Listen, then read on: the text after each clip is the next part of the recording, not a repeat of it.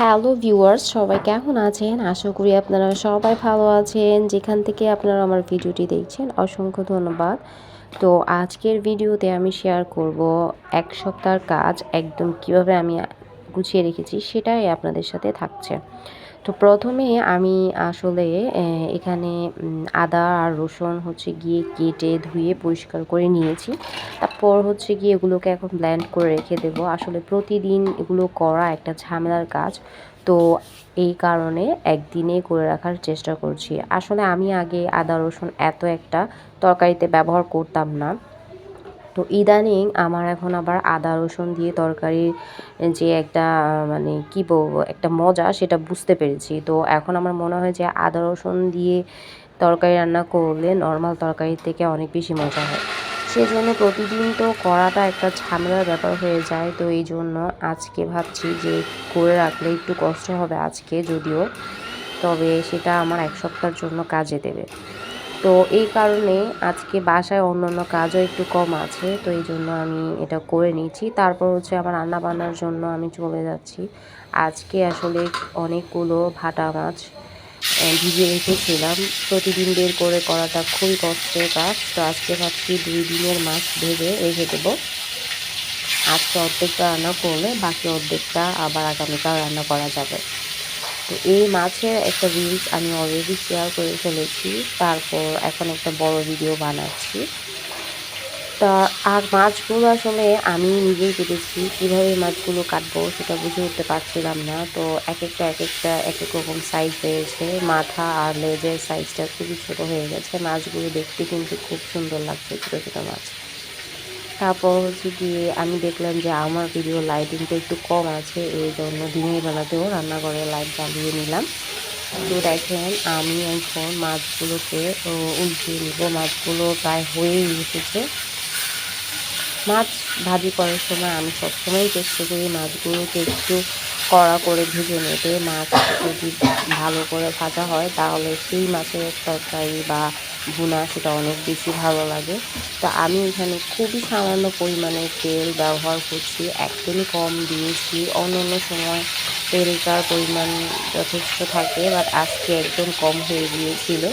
এরপর ভাবলাম যে আরও একটু তেল দিয়ে দিই তাহলে ভালো হবে।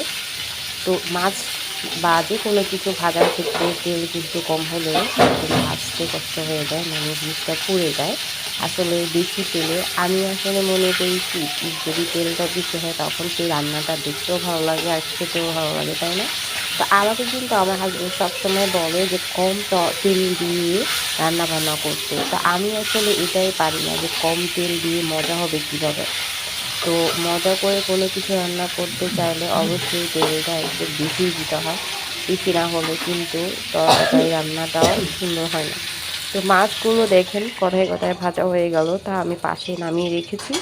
আর এখন মাছগুলোকে আমি ভুনা করার জন্য তেল নিয়ে নিলাম। তো দেখেন এখানে কিন্তু খুবই সামান্য পরিমাণে আমি তেল দিয়েছি। তারপরেও দেখব যে রান্না করার পর অনেকটা তেল চলে আসবে। আর এই পেঁয়াজগুলোর কথা আমি কি বলবো, পেঁয়াজগুলো হচ্ছে একদম দেশি পেঁয়াজ।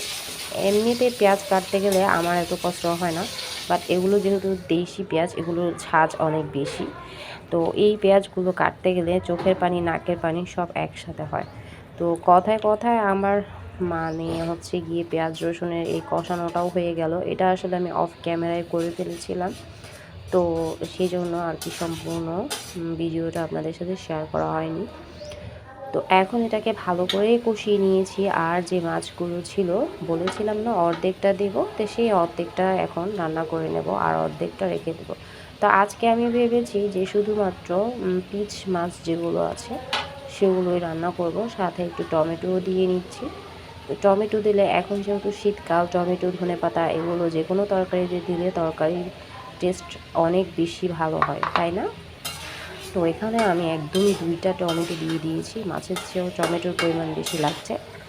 তো এখন আমি হচ্ছে গিয়ে এই মশলার সাথে মাছ টমেটো দিয়ে আরও একটু কষিয়ে নেব আর একটা ঢাকনা দিয়ে দেব। এ পর্যায়ে আমি কোনো পরিমাণে পানি অ্যাড করব না। জাস্ট যখন টমেটোটা একটু হয়ে আসবে তখন টমেটো থেকে পানিটা ছেড়ে দেবে। তো তো দেখেন আমি কিন্তু কিছুক্ষণ পরে আবারও চলে এলাম, আর দেখেন কত সুন্দর করে একটু পানিও ছেড়ে দিচ্ছে টমেটোতে। সবারই রান্নাবান্নাতে শুধু একটা কথাই আমি শুনতে পাই, সবাই বলে যে যত ভালো কষানো হয় রান্নাবান্না তত বেশি মজা হয়। তো আমি কি করলাম, টমেটো দিয়ে প্রথমে কষিয়ে নিয়েছিলাম, আর এখন আবার একটু সামান্য পরিমাণ পানি দিয়ে এখন আরও একটু ভালো করে কষিয়ে নেব। তো আমারও সেম মনে হয় যে রান্নাটা যদি একটু ভালো করে কষিয়ে করা হয় সেই রান্নাটা খেতে কিন্তু খুবই ভালো লাগে। তো দেখেন এখন আমি কিছুক্ষণের জন্য রেখে দিচ্ছি। তো আবার ফিরে এলাম, আর দেখেন টমেটোগুলো গলে একদম ঝোলটাও বেড়ে গিয়েছে। তো ভিউয়ার্স, আমার ভিডিওগুলো আপনাদের কাছে কেমন লাগে অবশ্যই কমেন্ট করে জানাতে ভুলবেন না। আজকের মতো এ পর্যন্ত। সবাই ভালো থাকবেন, সুস্থ থাকবেন, আর হ্যাঁ অবশ্যই একটা লাইক আর কমেন্ট করতে ভুলবেন না। আল্লাহ হাফেজ।